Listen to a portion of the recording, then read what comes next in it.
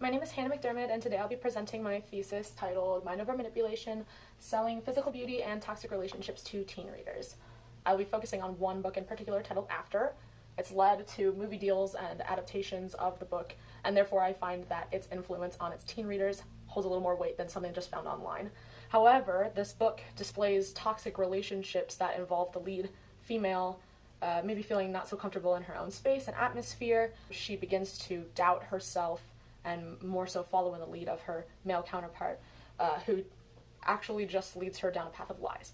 Starting with a little background on fan fiction, literature, and Wattpad in general, in Smith's research on expandedramblings.com, he mentioned that as of August 2019 that Wattpad had 80 million users, and typically this is a teen audience. This isn't the first time that we've seen fan fiction become popular in media, like 50 Shades of Grey, for example. However, this was aimed at a more adult audience, and Wattpad aims more for a teen audience and is posted online, but doesn't exactly get the media attention that it would through having a movie deal, for example.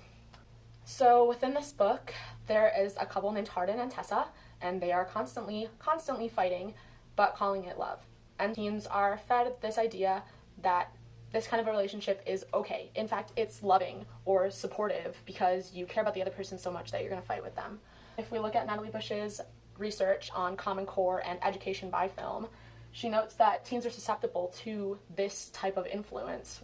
So she focuses on how this can translate to thinking that your toxic relationship is a loving one. There's no really education for students on topics such as sex and relationships in school, more just math and science. So they do turn to media in terms of where they should find education about sex and love.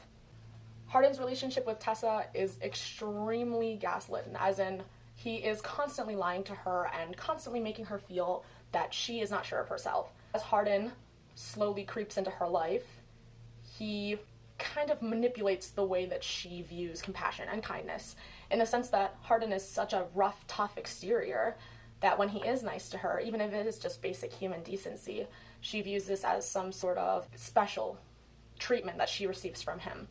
So in this sense, he's slowly deteriorating the way that she feels that she should be treated by him. Andrew Smiler does research on the basis of toxic masculinity linked to violence and male inability to voice their opinions, relates very much to Hardin's character and the fact that he is very unsure of himself. Therefore, it leads to gaslighting her and making her feel inadequate. Along with Hardin's influence, Tessa also finds influence from the people around her in that she has several forms of competition. Molly is a large competition for her, which also leads to Tessa's skewed views on beauty standards. As Molly starts to integrate herself into Hardin's life more and more, and Tessa feels more pushed out because just a slow deterioration of Tessa's ability to be sure of herself. So this kind of instills like a sense of control that Hardin has over Tessa, just by slowly breaking down the way that she believes she should be treated by others. There's a lot of competition and beauty standards also perpetuated through this book. Molly seems to be the biggest rival to Tessa, which also affects the way that she views beauty standards. There's a wear and tear of bullying from not only her friend group, but what she assumes is her boyfriend, into just dressing differently and wearing makeup daily. And of course, this leads to more and more compliments from Hardin about how pretty she looks all the time. If you look at Naomi Wolf's work on the beauty myth, you realize that beauty standards and competition between women are really more about men than they are about women. If women hold these types of competitions toward each other, then their competition becomes about their looks rather than their intellect, which is not what she finds to be most important, unfortunately, when she's dating Hardin.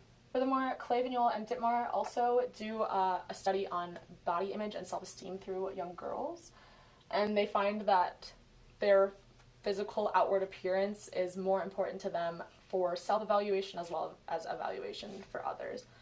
And this becomes sort of like this cyclical, patriarchal competition that girls feel the need to have between each other when fighting for a guy or attention from a guy, no matter how much of a jerk the guy might be. Furthermore, looking at Tessa's sexuality and her virginity as she enters college, she's more prodded and made fun of for it than anything, which is really unfortunate because there's no perfect age to lose your virginity at, nor is it that virginity should be that big of a deal. I also find that making females feel that losing their virginity is this big event is another patriarchal system. However, in Meeker's research on teenage sexuality, it seems to be a problem in terms of their self-esteem, in that if they're having sex with somebody and then that can lead to fighting, that will only like lowly deteriorate their self-esteem. It will only cause more problems. And now Tessa is left in this situation where she has pushed out the other people in her life because of Hardin, and she feels that she doesn't have anybody really left to talk to. And so when she doesn't have somebody else to talk to with this, it can turn into self-turmoil or just anger and sadness that goes unresolved because Tessa doesn't have an outlet for that.